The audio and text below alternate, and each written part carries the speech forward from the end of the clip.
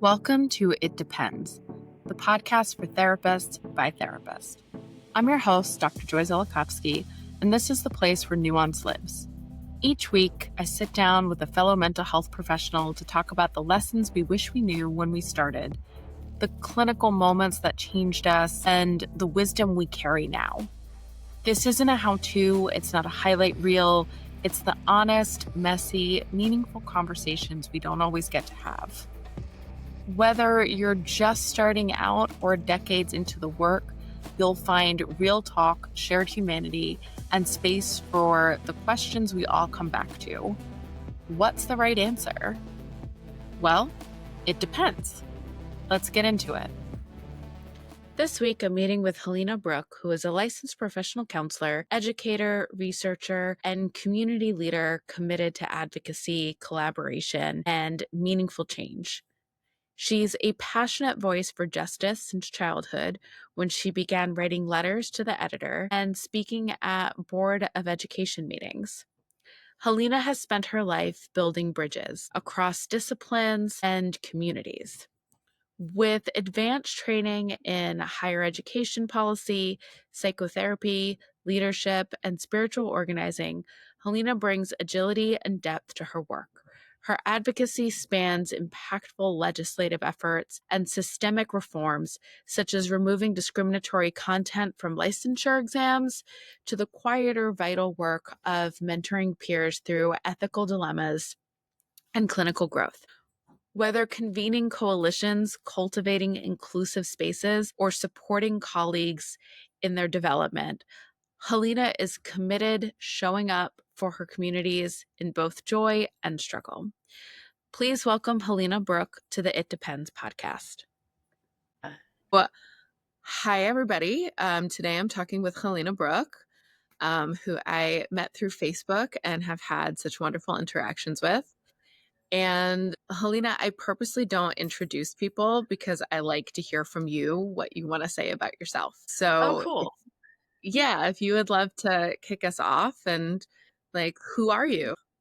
Yeah, who am I? Well, I guess the forefront of my mind comes to motherhood because that's been a wild ride for the last couple of years and the best decision that I ever made. And besides that, I'm a therapist and an all-around squeaky wheel. I kind of meddle in, advocacy things and public interest things and just, when I notice something that seems like it could be better or is impacting people, I kind of take the call and move forward. And maybe that's ADHD or idealism, I don't know, but it's But been it a works. really yeah, it's been a really wonderful ride to just kind of enter the therapy clinician world as myself as an advocate and an extrovert because I've gotten to meet some really incredible people like yourself and follow your story along and what you've been doing in the professional community and get a chance to cheerlead that too. And it's I guess that's pretty much who I am. I love birds and mother birding therapist advocacy.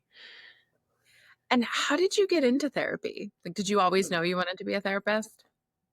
Um, it's interesting. I pivoted back and forth between law and psychotherapy. For most of that time from like tweenhood on when they start asking you what you want to be when you grow up. Um, and I a little ventured into rabbi territory a bit, but then I realized that I am terrible with languages. But I really connect to the human condition, and it was kind of that straddle between sitting with the person and moving through what their inner world is and sitting in society and moving through that outer world. So I landed in therapy. I guess I jumped into grad school right after my I had been helping my grandma advocate in her healthcare, and then I kind of just really wanted to be there for families and individuals who were navigating healthcare struggles. And I'd had some of my own too, but really making sense of power dynamics and things like that and helping people show up in ways that, don't burn them out when they're trying to advocate for themselves and being able to kind of keep a foot tethered on the ground. That's kind of what brought me into it. And then I kind of branched into different facets of it. And yeah, good choice. I laughed to myself when you said you wanted to be a lawyer because that's my story too. I was Yeah. going to do criminal defense, although I wanted to be Matlock.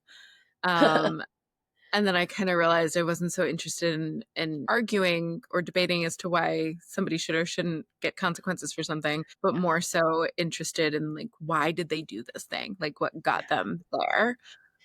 Yeah. No, and it's so related too. And like I know for me, I wanted to clerk for Ruth Bader Ginsburg, and I had this major like I guess it's a not a kind of like a not celebrity worship, but I thought she was pretty cool. And it was this very abstract dream. And I realized when I looked at the why of it, when I kind of decided that that wasn't going to be my path, well, what is it that I'm so into? And it has to do with like ethics and frameworks and the things that we all move through in society. And surprise, surprise, I teach ethics classes and I do a lot of coaching and consulting on that side of things, how to show up with integrity to your own inner ethics and frameworks in society and the things we have to be beholden to in regulatory situations and stuff like that. So, not that far off, right? And it's so funny because I don't think we think about those things at all when we think about therapy. But I hear so many other therapists, myself included, who've ended up in that space somewhere. Yeah. Yeah. And I've known some therapists. I have a couple of really good friends who were in law and pivoted to therapy. And I know two who were in therapy and pivoted to law. So interesting intersection.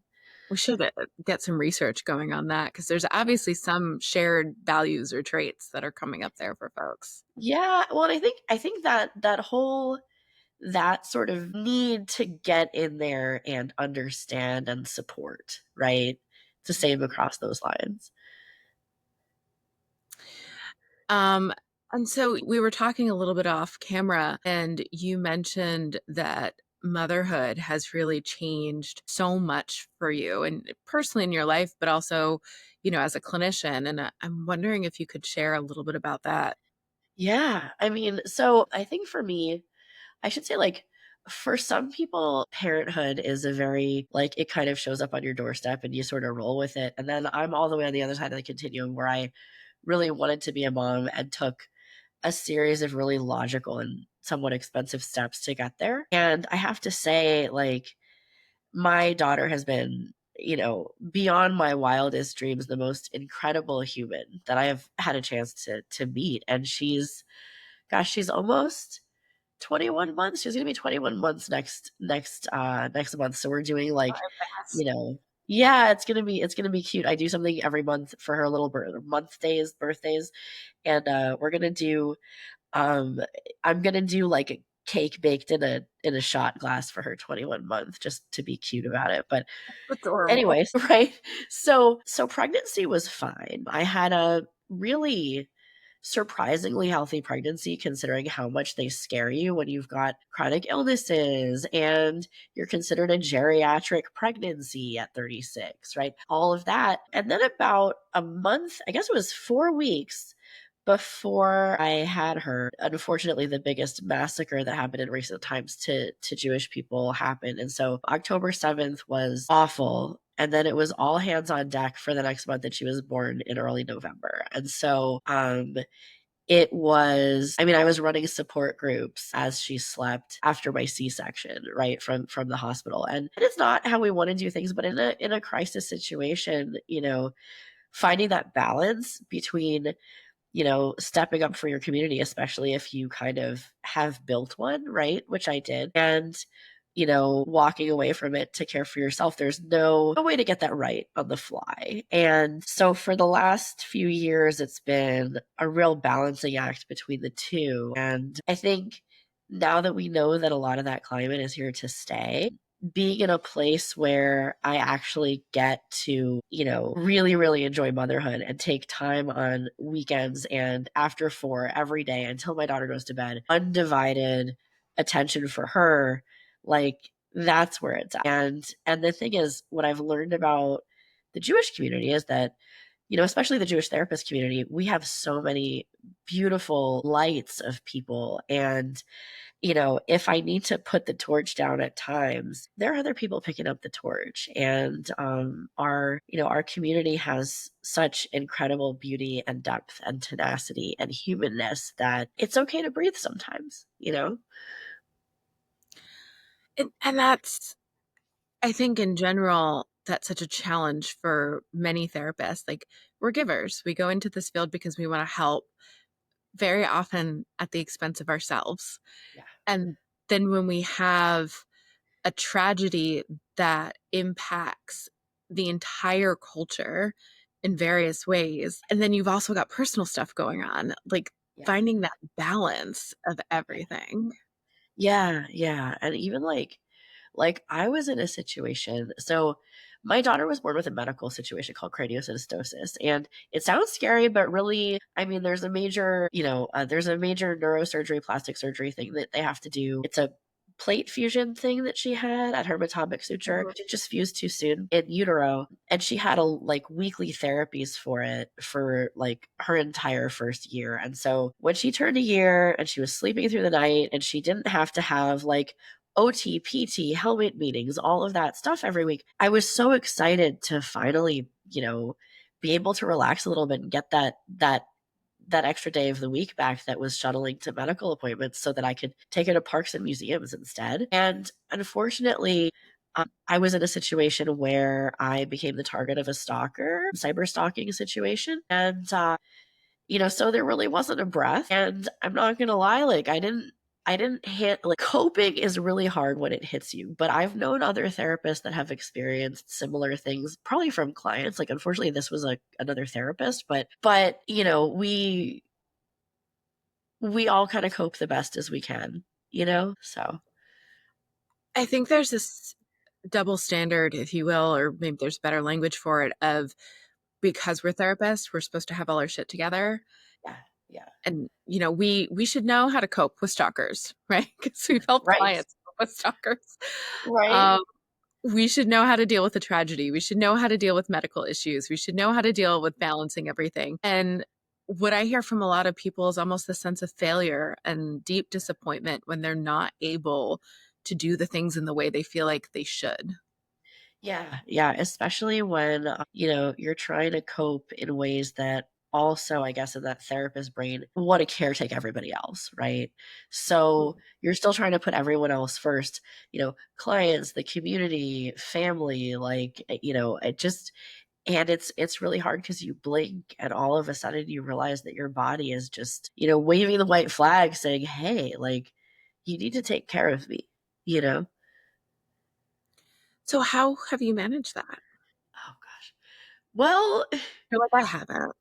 I promised myself that I wouldn't say poorly because I don't think it's poorly. Like really, given the context, I'd give myself a solid B. I think mostly, I think I'd say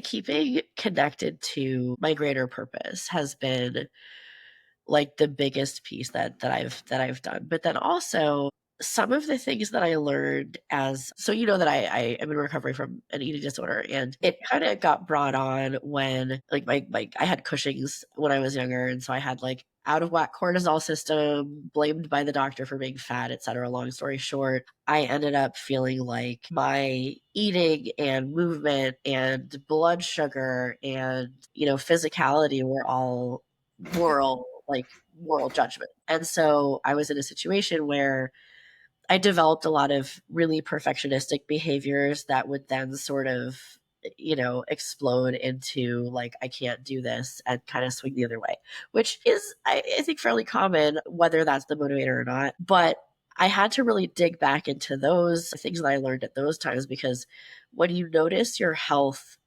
really struggling for reasons that you can't control, it's the ED voice that comes back to you that says, what am I doing wrong? How am I being bad? What do I need to change? And it's like, well, no, like maybe you're not sleeping because you have a stalker, right? Maybe you're not getting to the gym to the extent that you want because you have a toddler and you have a mother with a broken arm, right? So your child care system is a little wonky. Maybe whatever the situation is. And so really really remembering not to internalize blame for things that just happen to be circumstantial, and reminding myself that you know given that those numbers and the way I was feeling kind of slid fairly fairly quickly, they can get back to where they need to be, even if slowly, and that's okay. So doing a few things each day or week to, to show myself that I care about myself, even if it's small, has been really helpful. And just remembering the lessons that I learned to move through the eating disorder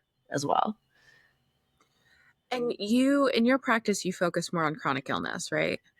Um, it's mostly people who don't fit in, whether it's chronic illness. I work a lot with people who feel like they need to advocate for themselves. And so we do decision trees between, like, tilting at that windmill or coping with the fact that their needs aren't going to be met in that space. What is it like to accept something that maybe you don't like how you're being treated, but you know that you'll get to your greater goal of the referral to that specialist, or getting out of this office without breaking down crying, or breaking down crying but knowing it's okay, or whatever it is. And so I do a lot with people who have felt really crushed by power dynamics in their lives and society, and chronic illness often shows up with that. So do neurodivergence and other ways in which people have been kind of put on the margins of society, but their layer of diversity isn't really focused on in intersectionality theory as much. So I'm wondering, how long have you been practicing now? Oh gosh. Well, I saw my first client. Um, I guess I'm relatively newer to the field.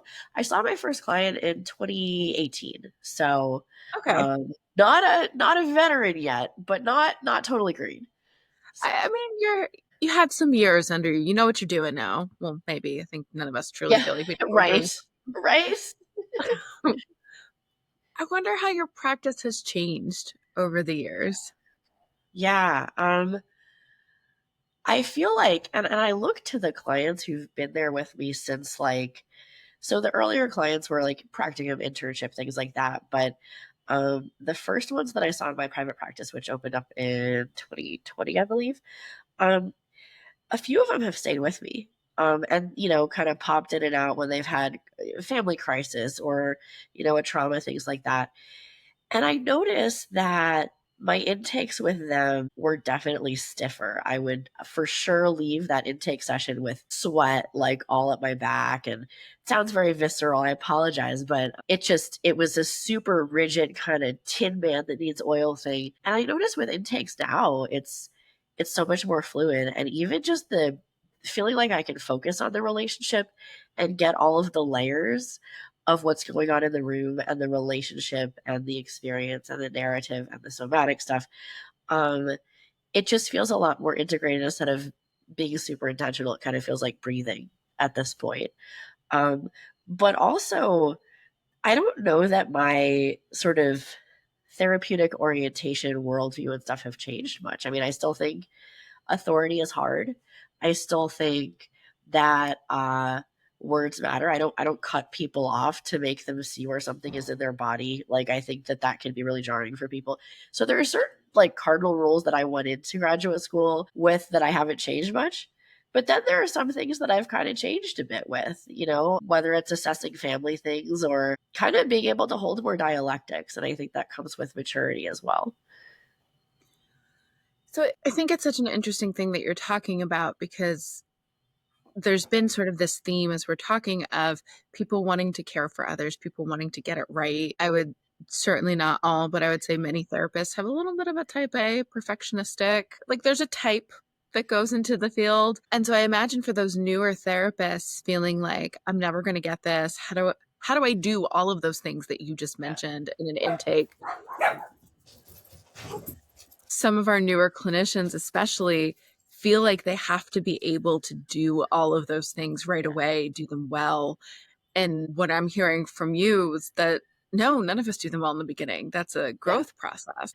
Yeah. Yeah. Absolutely. I mean, I think the biggest thing, like, I think the biggest lesson that I learned that I think we don't realize how important it is when we're first there is I had a very, very Rogerian, clinical practice, like, professor. And I think what I learned from that, relationship, relationship, relationship, and, not like you have to try to orchestrate the whole thing, but like getting curious about people and, like, even just I think the first time that I sat in an intake, and instead of using the questionnaire from my supervisor from the prior, from the prior position as an intern, sitting in my own intake, and I had the form there, but then I got really curious about something that someone said within like the first 8 or 9 minutes, and I didn't get through most of the questions. I got through most of the topics covered in the questions. But once I went off of that and I kind of deviated, and I asked about whatever the thing was, I think it had to do with,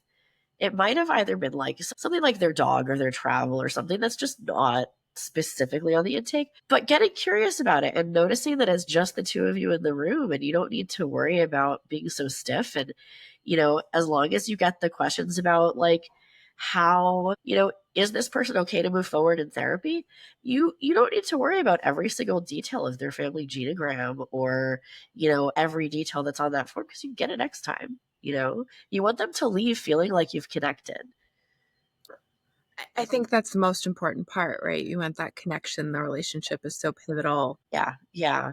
Well, and then people get to experience you and experience therapy, not as a checklist where they're under a microscope, but like as a person, which they always say like the relationship is kind of the most salient predictor of how well therapy goes, right? Mhm.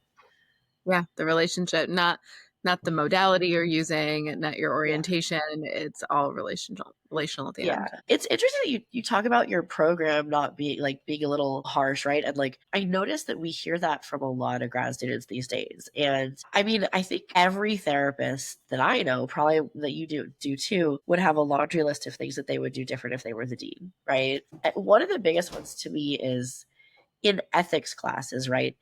I think they leave people so stiff because they give you these vignettes and they want you to solve it perfectly.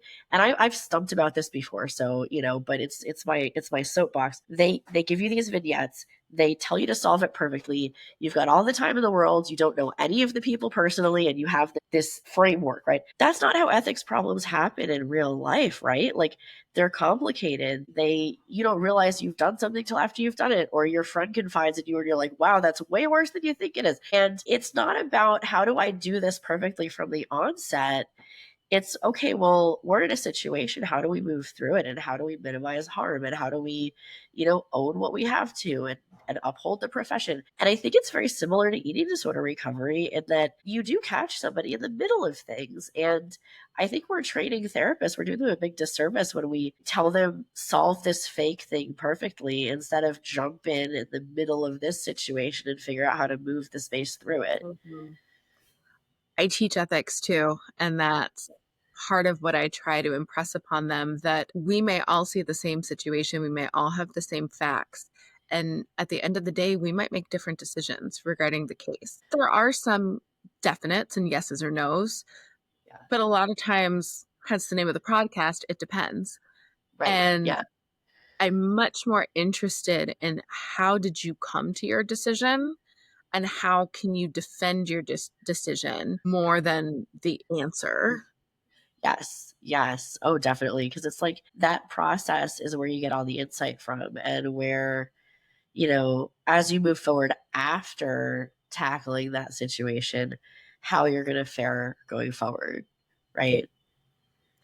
Yeah. And those are, and I had a situation come up. I have a supervision group that's like a text group, and we'll ask referrals and questions and so forth and so on. And it was actually a former student of mine from a doctoral program who's now licensed and has their own practice asked a question. And I answered it. And then a bunch of other people answered it very different than how Yeah. I would have. And it made me think in this case, I don't think there were multiple answers. I'm inclined to say the other people were more correct in that situation, Yeah. but it also made me kind of go like, ooh, A, that didn't feel good. Like it felt really bad, Yeah. and embarrassed. And B, this is why we should never be making these decisions in a vacuum. Yeah.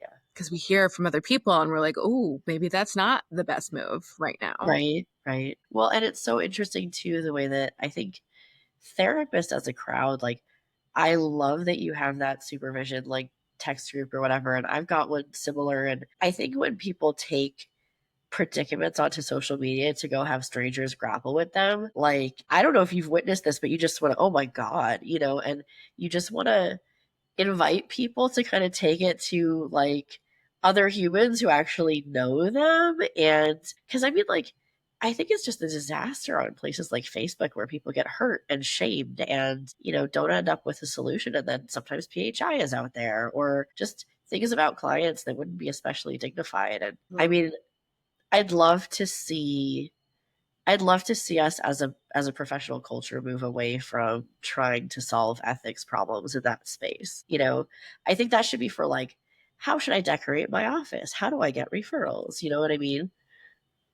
And I've noticed this trend, and I don't know that I've really talked about it on the podcast so much, but I've talked about it with other clinicians.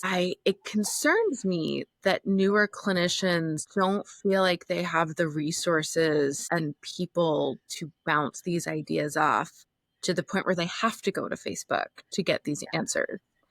Yeah. Um, my program, like I mentioned, I feel like was very toxic. Yeah. However, I got a stellar education, and I feel like I know where to look things up in my ethics code. I know how to consult with other providers. And I worry that there's this sort of, I don't know if it's a helplessness or like feeling mired in everything and not knowing how to navigate these resources successfully. Yeah. Oh, 100%. I think like the things that a grad student has to deal with these days, like for some reason, it's just like that really important stuff, like what you were describing, kind of gets buried under a bunch of extraneous discourses that really perhaps don't have anything to do with therapy, but like, I don't know. I mean, I hate to see people graduating without, I don't know, being able to just say, okay, like if I have an issue with a client with this specific concern, who would I reach out to if I have an Mhm. ethics thing, who that has a heartbeat, not chat GPT. Who do I reach out to? What do I say? How do I, approach a friend who might think I'm perfect, or I want them to think I'm perfect when I might have made a mistake, when I might need support as I try to catch up on my notes or extricate myself from a situation with like a divorced family or whatever the situation is. Like, I don't know that most grad students graduating right now could actually name those people or even feel like they're entitled to have those people in their lives. Yeah, or if they do, they have to pay for it and it's Yeah. expensive and they Yeah. can't afford it because they're baby clinicians just trying to find their Yeah. way in the world. Yeah. Um, and these were like my text group is folks that I had known for a long time. Say I was like a younger mid-career person when I started the group. And so I had these connections, but I worry that they don't and they don't know where to get them. Yeah. Yeah. Um, I I get it though, because we have become increasingly isolated. I mean, I think some things are so easy to just go get on our own, whether it's DoorDash or instructions on how to fix a toilet or whatever it is, that the sort of instinctual, intuitive lean on each other and community thing is somehow going missing, which is so hard because it's like we're a social species. We're not tree sloths like hanging by ourselves, right? So how do we get it back as a society, but also for our emerging clinicians? And do you do in-person, virtual, both? So I was doing both. And right now, I took a little time off of seeing clients for a couple weeks in July. And I told the clients that were exclusively in person that I was going to think about it. I love my office. I love doing sand tray. There's something really amazing about like if the words are getting in the way, being able to take it to the sand. But I also have really loved being able to bring in people's personal environments and personal space into the session, right? There's nothing more comforting than, seeing a client get just a little bit to the edge of their comfort zone, a little bit distressed, and then their cat jumps on their lap and something melts away, right? Or I get a chance to see, for example, I work with a lot of folks with ADHD, and messy spaces and unopened mail can be a big thing. And so, then being able to go over and open one envelope together, we can't do that in person. So, I mean, I like to have a mix. I also appreciate not having to drive down to my office in 115-degree weather. Yeah, there's a major convenience factor about Yeah, it financially. yeah, It's much, I don't know if easier is the right word, but more affordable, certainly. yeah, Uh, and like you said, like I have a client who now we've started meeting every other week, but they pack their med kit with me every week because otherwise they won't do it. And yeah. part of the problems we've noticed is that on the weeks we don't meet now, they're not packing their meds and taking them like they need to. Oh, yeah, yeah. Uh, so there, so I guess though, how do you, and you have built an amazing online community too. Yeah, And thank you. so how do you manage this need for, I don't know, is it a need for in-person community or just community? Well, so here's the thing, like, when we started the JTC, the Jewish Therapist Collective, it was, like, a couple months after the COVID lockdown started. Now, I've been doing advocacy in, like, the Jewish mental health space for a long time, but it wasn't until then that, like, for whatever reason, these really beautiful movements to support like some communities, unfortunately, there's this like scarcity mindset in justice spaces where like, it, it's almost like Jews get pushed out or seen as taking something that's not theirs or whatever if people ask for Jewish resources. And the community started out when, funnily enough, on Facebook, there was a psychotherapy practice Facebook group and that has since closed. Wise move on the owner's part with that. But a non Jewish clinician had a Jewish client who was grappling with something and she was looking for resources so she could learn more because she didn't know much about like Jewish culture and Jewish identity. And several of us started just giving her resources, offering our phone numbers, all of that. And then someone came in and said, "How dare you use this space for this? We're talking about X community here and you're taking up space." Now, did they say that to the people asking what color they should paint their walls in the office? No. Did they ask that to people who were talking about insurance billing or my supervisor won't sign my hours or whatever? Should I get a PhD? Right? They didn't say that to any of them, but they said that to the people asking a Jewish cultural competency question. And as we all know about Facebook, adding a post doesn't take away from another post. There's like space for infinite posts or whatever. And when we saw that and we saw how the admin really dropped the ball on navigating that situation, I was like, we need community, right? And so for like the better part of a decade, we've been doing a lot online. And then there have been some like local luncheons and things that we've helped facilitate. But over the past year, we sent a delegation of 50 people to Israel for a trauma intensive I was so bummed that experience. I couldn't go for Right. that. It looked really awesome. And unfortunately, I couldn't go. I told people it was for a different reason, but it was because of the stalker, because I still didn't know who it was. And I was really freaked out by it. But our group had an amazing experience. Like I mentored the four, like, assistant Madrahim to kind of help facilitate that. But that was an idea from one of our members. And so we put that together. It filled super fast. We did a retreat up in the Pacific Northwest that filled super fast too. And it seems like people just really want in-person stuff. So we have a, you know, spiritual boat trip. It's called Tashlik, if anybody knows what that is. But the idea that you kind of at the dawn of our year in the Jewish culture, which is in the fall, one year closes out and the next year opens up. And there's this tradition of being by water and being reflective and kind of releasing the self-flagellation that you've been doing for the year and, you know, moving past some of the things that you've done and the things you're holding on to like grudges. And so we're chartering a yacht and we're bringing like a I hundred therapists. Right. And so it's just about being together and I'm trying to do more in-person stuff because as much as we do on Zoom, like weekly consult groups and like occasional support groups and monthly events, there's something about being in the room with someone that makes it just really special. It doesn't need to be every event, but to have some events like that, it's just giving me life right now. So it sounds like the backbone of this has been the online community, but that you're finding there's a real need for people to connect in person as well.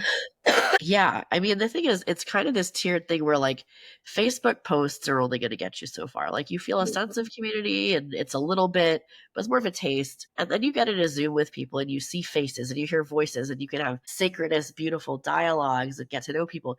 And that's amazing. And it's this expression like Dianu, like if that were all it was, it would be enough, right?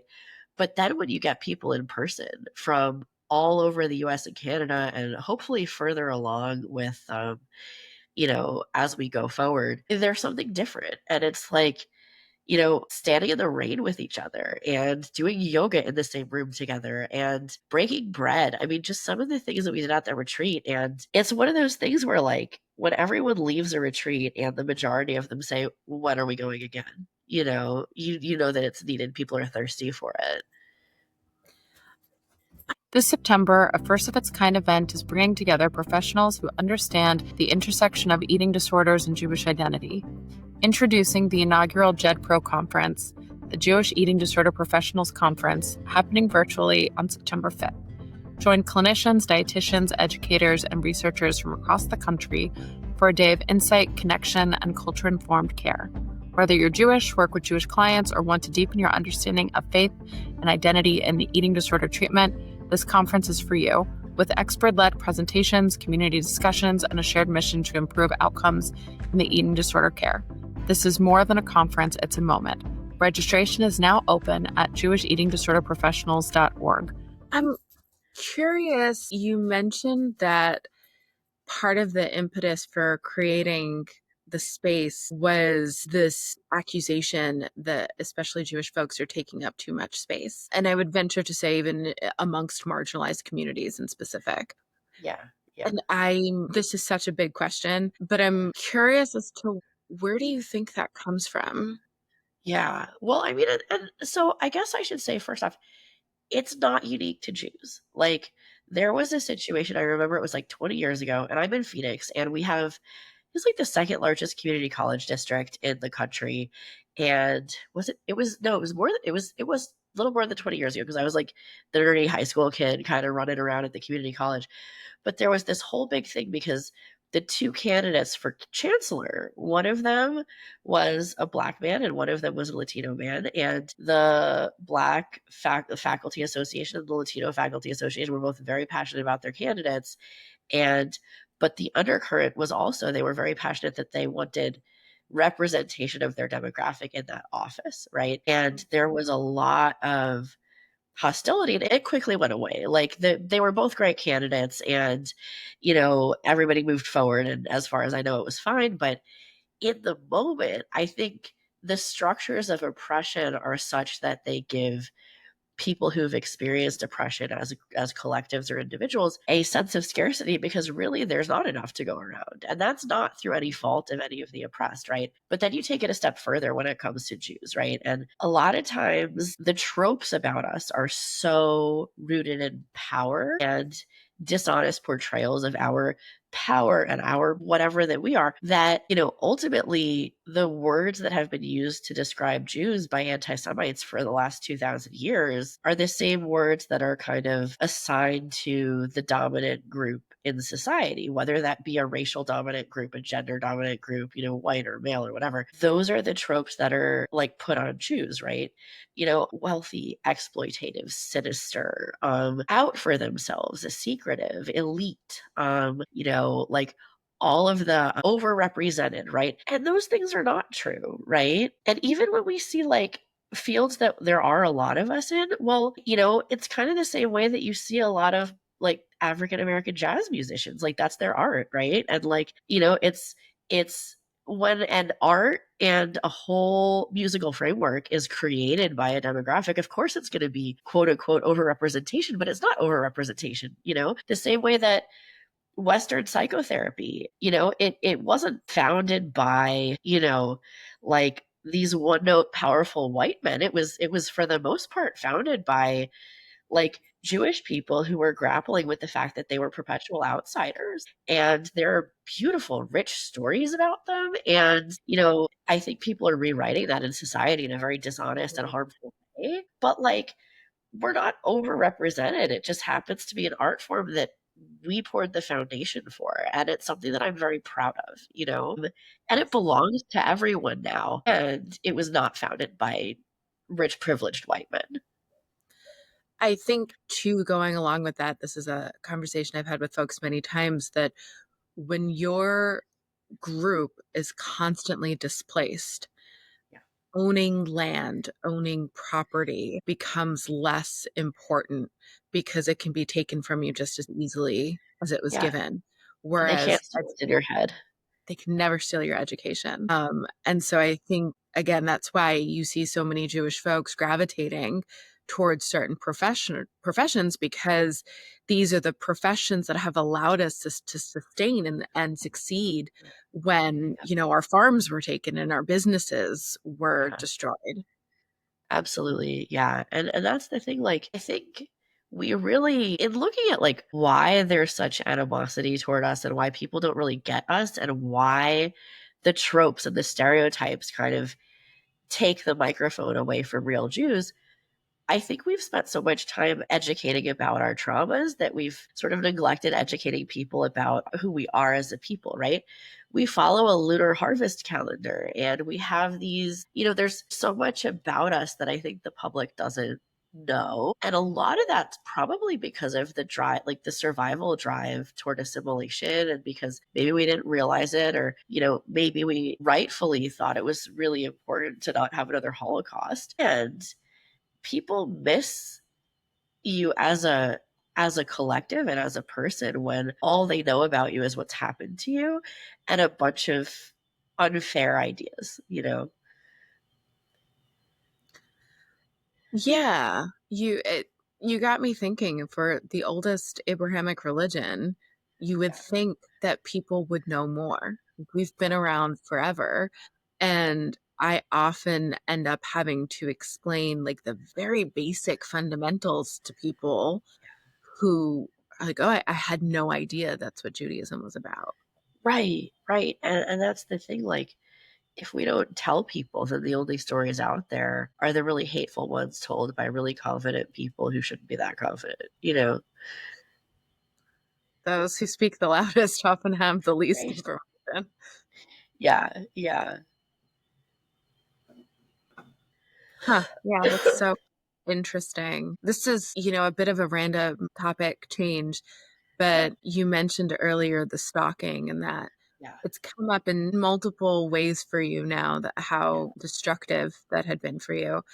And yeah, I'm wondering if you could share a little bit about that and how you manage that. Um, yeah, 'Cause I think we spoke about offline too, that our profession and medical professionals are some of the highest stalked individuals, which is yeah. terrifying.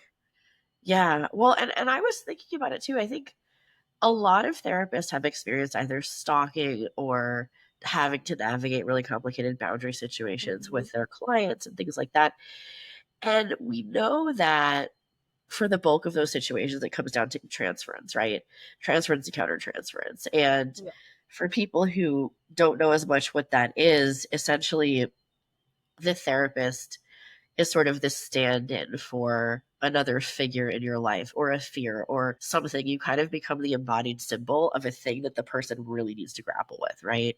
That's why it comes up. And I don't I can't speak to the ideology of why the person who stalked me did. Like I said, it was a clinician, not a client. Thankfully, I've had amazing clients so far, and I hope it stays that way. I think it will. But this person, maybe I symbolize something to them. I don't know. I live in Arizona. They live hours away by flight.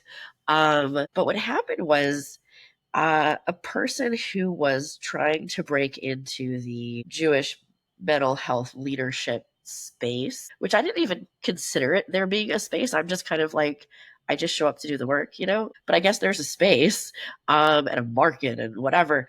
But this person, it turned out we found out that was who it was, created a series of fake identities, complete with like fake clinical social work credentials and like fake email addresses and fake birthdays that you have to use to register the email addresses. And, did everything from love bomb me with one identity and tell me how great I am and how this and how that to try and manipulate me into doing something that would benefit them, to like the next one assailed my character for everything from me being a bad mother to, the riot act of everything you could do wrong, a bad public speaker. And it was just like this I love you and then I hate you. And then the next one came out just to say that they weren't this person. It was just like really weird. And I had a feeling it was her just because I've had disagreements with people about like, advertising in a space that I run and things like that. But I really don't have enemies. And I had a Mhm. feeling it was this person just based on some of the things that they had done before. But they spoke as though they were this large group of people with pitchforks out to get me. And so, literally, one of the things they said is, we'll see this to the end. And one of us is almost retired and we're going to see this through. And I thought they were coming after my family.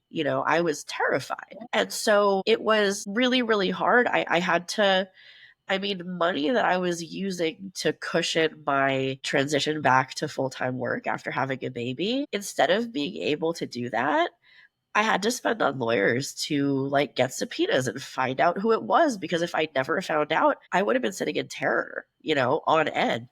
And Right.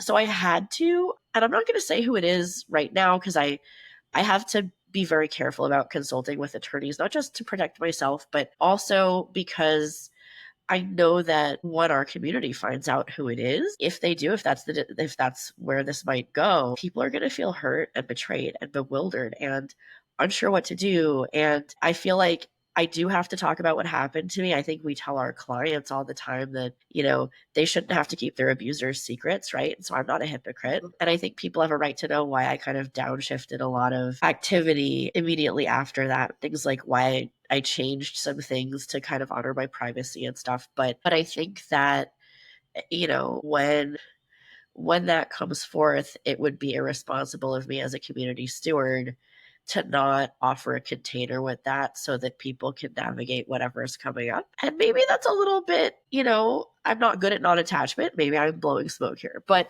also I think it's important because we want to see the best in our colleagues. And when we see that someone does something really cruel and bizarre and over the top like that, it's hard to know what to do. There's no blueprint for it, right? So, yeah, I found out who it was. We had to subpoena Google, and then we had to subpoena the ISP, and it was a whole thing. And once we got confirmation, I think it was the first time in like 6 months that I got more than 2 hours of sleep in a night.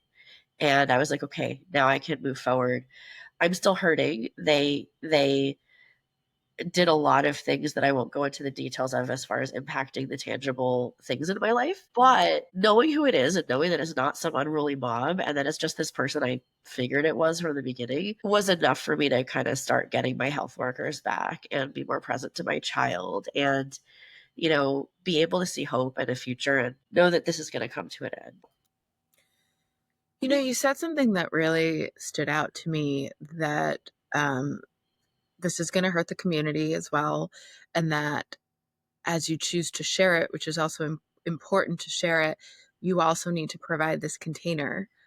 And it made me think maybe this is like the child in me screaming, like, that's so unfair Yeah. that you, the victim in the situation, now also have to caretake for a community that you love, but it also pulls away, I think, in many ways from you being able to just be like, oh, this awful thing happened to me. Yeah. Well, and it's hard. And I mean, I would be lying to say that it doesn't bother me that that's what I'm dealing with. But when you host a community with thousands of people, you kind of do give up some of what you needed. Like I know that with like friends and support, I'll be able to, get what I need. But also like when this person did this, she pulled me into a situation like this without my choice, right? So like an example is like if someone goes to post something in the Facebook group that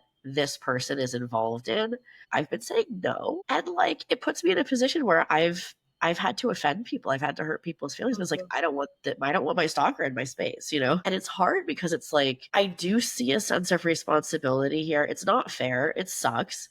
And I also know that if I don't offer this container, then like when people feel this disgusted or betrayed or shocked, sometimes their best self doesn't come out, right? And it's like that thing that like I would nest it under internalized anti-Semitism that like when someone behaves badly who's a figurehead or who tries to make themselves ubiquitous for something, Madoff, Epstein, whatever, we all have this collective cringe about what does it Mhm. mean for the rest of us, you know? And I worry that this is going to be like that. And I also worry because I've seen what abuse survivors have experienced, like from a therapist point of view, like people's parents and cousins and teachers and clergy have taken the side of the abuser or have, you know, tried to convince themselves that all parties are equally at fault or Mhm. don't want to pay any attention or find some other way to like not engage with the victim because then they can pretend like the crime hasn't happened, you know? And I'm nervous about that because I work really hard and Like I it should do not take be. things personally. Right. And I know that it's gonna be okay, but there's gonna be some uncomfortable moments. And I would like to make those as lessened as I can for other people too. But it's also like I'd be misspeaking to say that it wasn't also for selfish reasons because I feel like if I give people some resources, then they'll be less likely to choose a path like that too. You know, like the fact that, for example, you can hold the dialectic of caring about that person and also knowing what they did was horrible, right? Yes. Hmm. And I feel like there's so many parallels to what's the conversations I've been having with other people. I was talking with my mom about Epstein this weekend and how Jews are people just like anybody else, and they're certainly not exempt from bad behavior by nature of being Jewish. And like logically, we all know that. And that same feeling of like, ugh, when you Yeah, find out it's one of yours, because yeah, you're already represented so poorly in the world.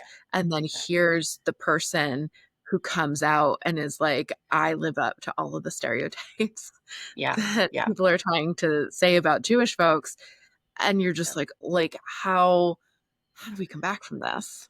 Yeah, well, and that's the thing, it's like it's a communal injury, and it's like, well, what do you do about it? Do you, like, put a sock over it and pretend that it's not bleeding? Do you try to muster through? Do you kind of overperform, which I think is probably where I'm sitting, right? Like, I'll own it, Mhm. right? "Oh, I wanna make this resource kit so everyone can cope with this thing," right? And, you know, and it's like, how much of that is important to our survival, and how much of that is kind of tethered to those pieces of, like, either internalized anti-Semitism or, like, prolonged collective trauma and things like that, and how do we overcome it? And do we really want to overcome it or do we want to keep vigilant for those things, you know?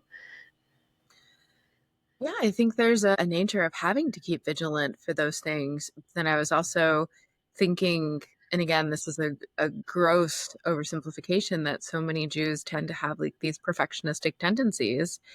Yeah. And I wonder if that comes from a place of trauma of like, I Yeah. don't want to be seen as the bad Jew that's been perpetrated so Yeah. often. Yeah. Yeah. Well, and also like I resent, I'll just name it right, like about this situation. I resent that my relationships with my, you know, collaborators and community and the people who show up to events I put on, they don't get to just see like, you know, Helena their friend or Helena the mom or the extrovert or the whatever. Now they have to see Helena the victim. You know, I didn't get a choice in that, right? I didn't get a choice. I didn't get a choice in being stalked. You know, I didn't get a choice in someone taking like, you know, months on end sending this crap to me. And so it sucks because it's like there are relationships out there with other colleagues that I'd much rather be talking about empirical research and, you know, how to do sustainable advocacy with their community or, you know, whatever it is. And now this is part of that relationship too. Right. You know, and the 36 people, I think it was 36, it was at least 30 people who her second fake identity sounded like a giant spam or two about me. I mean, these were kind of a who's who list of leaders in Jewish mental health. And now, our relationships going forward, I mean, the ones that I already knew, it's fine, but the ones who I hadn't met yet, who kind of showed up in 23 or whatever, the ones I hadn't met yet, that is forever going to be part of our relationship, that Right. they built their conception of me on those emails and how I coped with it. Yeah, and that's a tough pill to swallow. Like, you don't have control over how you present to the world anymore completely, if we ever did. Right, right. And that's the thing. Maybe that's the lesson, that we don't have control, right? And it's like, no matter what we do to try to curate our appearance, experience, like, who we are seen as, so much of that story isn't written by us, right? Whether it's written by the person in front of us or whether it's written by some third party who is whatever's wrong with them, right? But then there are also stories about us that are written that are really, really big and a positive skew that can be a lot of pressure too. So Mhm. it's like we have to navigate those too. I mean, I've been approached, I think, with the JTC stuff a little bit like a celebrity, and I'm like, well, wait a second, what's going on here? I'm just a person, like, um, and so there's that too. But I think we all have to deal with that, especially like, have you noticed that for yourself too in leadership roles, like with the conference you're putting on and with some of the things you've been doing in the ED world? Yeah, to some extent, like there's a pressure to always get it right. I think that's part of what came up for me when I in that group chat and Yeah, feeling like so embarrassed about maybe not having the correct answer, yeah. especially as somebody who teaches ethics and does all these things. And then also as a Jew in the world, having to present a very specific way. Yeah, I think I resonate a lot with some of the things you're talking about. Yeah. Well, that's the thing too, like, it's so parallels with eating disorder recovery too, because, like, trying to present as, like, an exemplary Jew, like the model minority Jew, right? Same thing with, like, how do you perform the gender that you identify with? How do we perform womanhood? Like, I don't it's and how do you perform even like how do you perform a therapist identity too, right? Because there's so many pieces of that script. Because, like, if any of us gets too selfish, like, are we doing the wrong thing? Like, there's all sorts of discussions about money in that area, for example. So, like, money discourses amongst Jews, we have all those. Then money discourses among therapists and how much to charge for sessions. It's a lot to carry. And then you got to show up in the room and be something for the client Yeah. too. Yeah, yeah, yeah. And sometimes I wonder how much the clients actually know about this stuff or how much they actually care. Like, I was always the client that cared a lot, but I think it was probably my over control. But, like, how many of our clients are actually aware of all the stuff that we contend with as, like, therapist identity and how you hold the room and all of that stuff? I think my clients who are therapists, they obviously have the insider's perspective. The majority of my other clients, I don't think sometimes it's come up in conversation, like a question about insurance or whatnot. And I explain it because I'm like, I want you to understand where this is coming from and why I've created my practice a certain way or why there are certain rules. And they're like, I had absolutely no idea that that was something you guys had to think about. Yeah, yeah. Well, and even, like, I had a client, send something in to, like, it was something having to do with insurance and wanting to get something back, and she didn't understand why I could something having to do with super bills, and I was like, "I Mhm. literally just signed the thing and give it to you?" But Right, I think people think we have a lot more power than we do, and if we had more power, we would be using it to change things, but it's like we right. don't. We wouldn't be in this insurance quagmire hot Yeah, mess if I yeah, had the power. yeah, yeah. But then working with other therapists has been quite a joy too, and I know that, like, for you, like, it sounds like you really enjoy that side of things, and I'm getting more and more into that side of things too. Yeah, I think there's something nice about being in the room with folks who can relate. And then obviously therapy is not supervision, but sometimes it kind of crosses into that a little bit when we're talking about like how do we manage ourselves and whatever we're bringing up in the room with our clients. Yeah. Yeah. And it's a really like almost metacognitive experience. Yeah. Yeah. It's well, and it's so one of the things that I love about other therapists is like we really strive for that insight. We're like, what am I missing here? I'm gonna just like scan. And then like you kind of get to talk with them about it and you don't need to worry about censoring the nerdy therapist side because you know that they're gonna get the reference points. Yeah, Yeah. it's the same way I feel about being active in the Jewish community. Like I don't have to explain my Yiddishkeit statements. Like people are like, Exactly. yeah, I grew up with those. Or even just like the general cadence of conversation, right? With other Jews. It's very there's a fastness to it. There's a back and forth that's very uniquely Jewish. Yeah, there was in grad school I took a class on linguistics, and there's been research done on linguistically how Jews communicate with one another, and the interrupting, the fast pace, the back and forth, like it feels like arguing and debating are all characteristics and traits of Jewish linguistics. Yeah, yeah, yeah. It's so interesting too because it's another thing that the greater justice community that holds that stuff so well for other groups. Like I think one of the things that we don't talk about enough is that after the shock, it's the grief, because it's like, well, we're bringing something too. It's almost like if the Jews baked the cookies, then no one wants to eat them.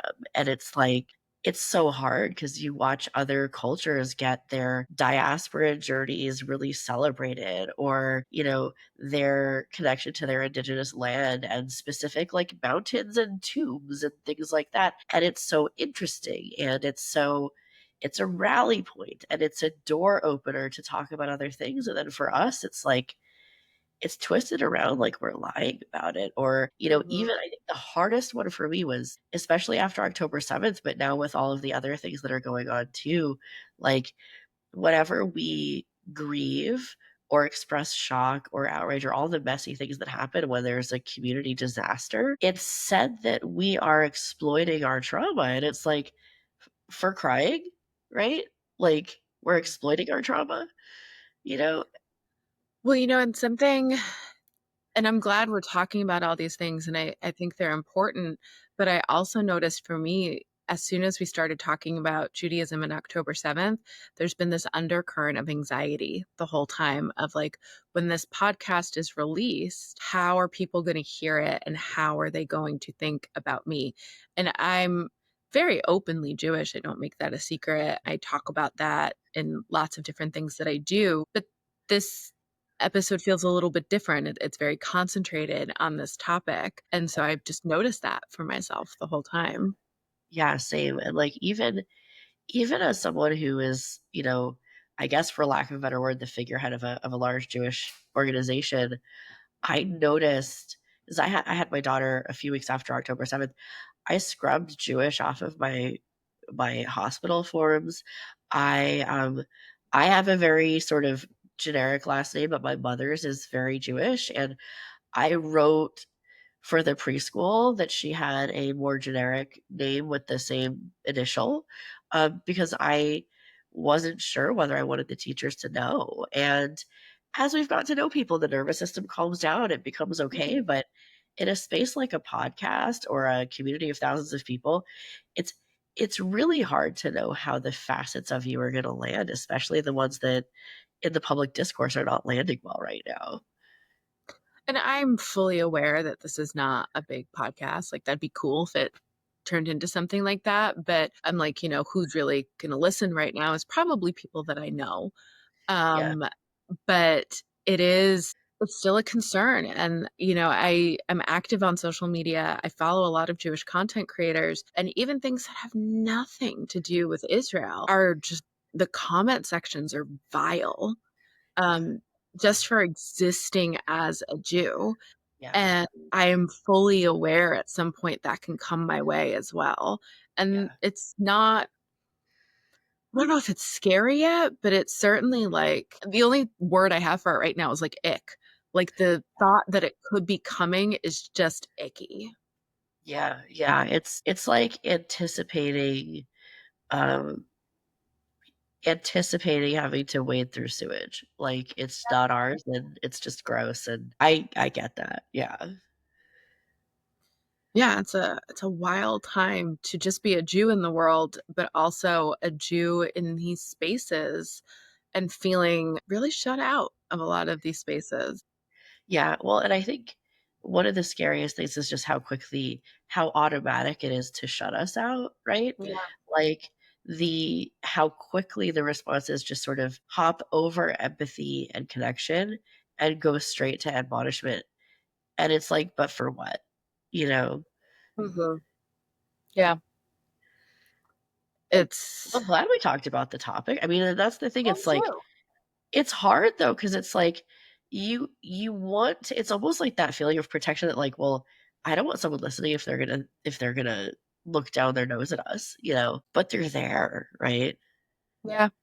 And how do we, not that it's necessarily our responsibility to foster the connection, but Yeah, how do we foster, how do we dispel myths if yeah, people don't get to hear us talk about real people as real people about these yeah. issues? Well, and how do we actually get those important pieces of content into the therapy room and the clinical education when conferences are saying no to Jewish topics unless they kind of cut their presentation in half and add other topics to it, when publishers are essentially putting a moratorium on publishing Jewish writers, when the largest advocacy union for public education has just decided that, like, Jewish concerns are not part of that. Like, Mhm. what do you even do? Because it's like, it's easier to cope when you have hope that things will change, and that's the part that's scaring me, Joy, is that, like, I don't know if my hope is where it was.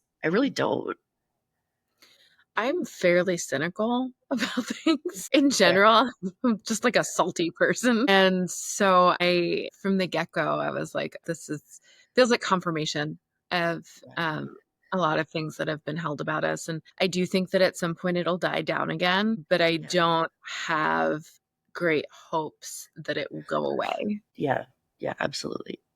I would agree with that too, and I guess that's the thing, it's like, I don't think it's gonna go away, but I also don't think it's as widespread, because you see stuff like the Eurovision vote, and you see stuff where people were just like, "We'll vote for the super talented girl from Israel," not because she's Mhm. from Israel, but she's can sing her lungs out, right? I didn't expect that to go there, right? But it did. Or, like, when you take a breath and then you disclose your identity to someone who didn't know, and then it goes fine, right?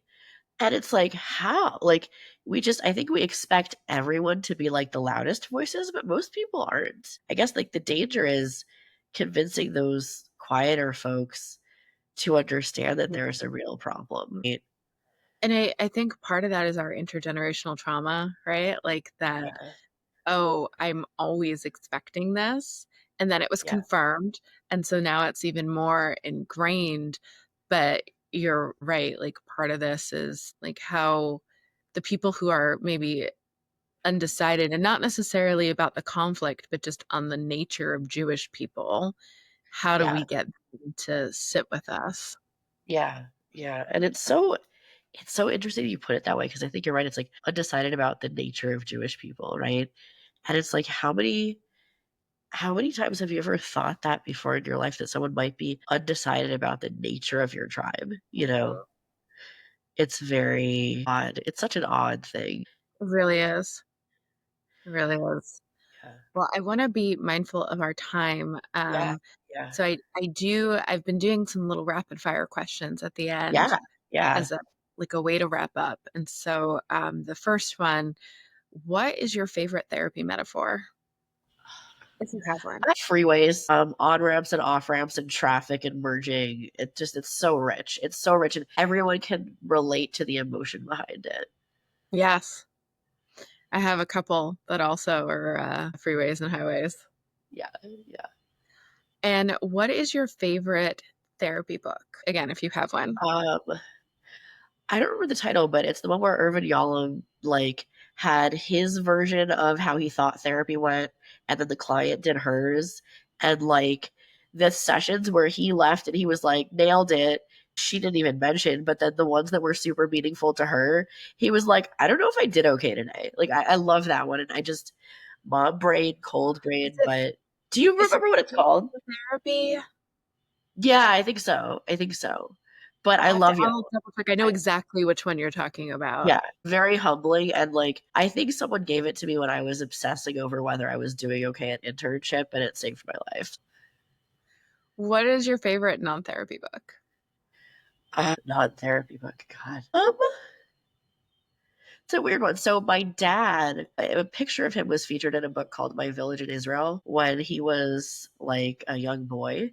And it's really interesting because without going into the plot line of the book, being an outsider and kind of childhood bullying and dynamics of not fitting in and migration and survival and all of that stuff that I saw in my father and that I heard him talk about, it's kind of in this book. And so it's not really for the content but for the sentimental reasons it's put out. That's cool. That's really cool. Yeah, yeah. Finish this sentence. Therapists don't talk enough about. Fallibility. Yeah, I like that. And what is one thing you wish clients knew about therapists? uh, Gosh, one thing. I've never go with the one thing questions. You I can would go with say, yeah, I would say, you know, we're not approaching you with a magnifying glass. We're trying to understand you because that's what you're here for, but we're not like picking you apart, Mm, that are you analyzing me? right? Yeah. Like I'm Like, trying to get to yes, know you. I'm mom, trying to please. experience you, but I'm Yes, not peering down my nose at you. yes. I'm not judging you. Yeah. And last question, what is one word or more to describe your journey as a therapist? We're, I'm just gonna go with boisterous for a lot of reasons. Yeah. I love that. What does boisterous mean to you?